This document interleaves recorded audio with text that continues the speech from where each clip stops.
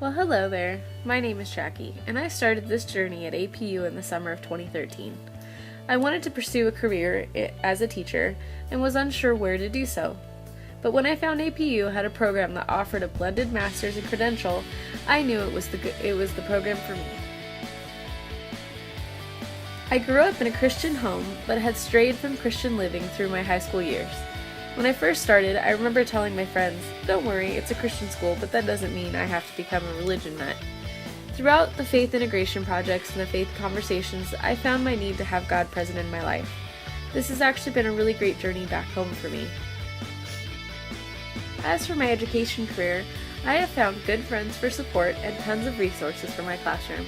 I'm actually a better educator because of the experiences I have found here at APU. As I started my master classes, I thought to myself, I understand technology, this should be easy breezy. But as I got farther and farther into the program, I found so much more valuable resources than I expected to. In Education 511, I figured out what my vision for the future was and what I was going to do to get there. In Education 512, I learned how to use programs like Word, Adobe, Acrobat, and various other programs I thought I knew how to use. I found the more effective way of using these in the classroom. In Education 514, I learned how to do video compositing and how to edit films. I also found how difficult yet easy making an engaging video like this can be. In Education 515, I learned what the Google community was and consisted of. There is a whole world of educators that are accessible by stepping into the Google community and the Twitter community. In 522, I put together all of the technology that I had learned about and started a unit plan for my 5th grade class. I learned how to better use the multiple intelligences and Bloom's taxonomy within my classroom. In Education 526, I reflected on my journey, on my learning, and my growth. I built my unit plan and put the finishing touches on it. My unit plan was based on the American Revolution and included various technologies. The following is a brief overview of the first and last week in a 4-week unit encompassing 21 lessons and lots of technology and projects.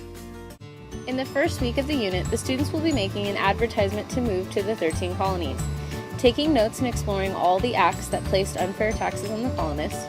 They will be put into groups to form the 13 colonies. They will research several significant events leading to the Revolution, use SchoolTube or TeacherTube to look up songs that help them remember these events that they researched, and on the 4th day the students will be taxed by a student to experience the feelings of being a colonist. In the last week, the students will be creating the 2 products that have a grade. The first product is a timeline. The students will use the Read, Write, Think website to create a timeline with pictures and words that maps out all of the events they have learned throughout the unit. The second part is a 4-day project with a 5th day for presentations. The students will use the timeline for a guide and use MindMeister to map out the events. They have the option of making a music video, a short film, or a video presentation.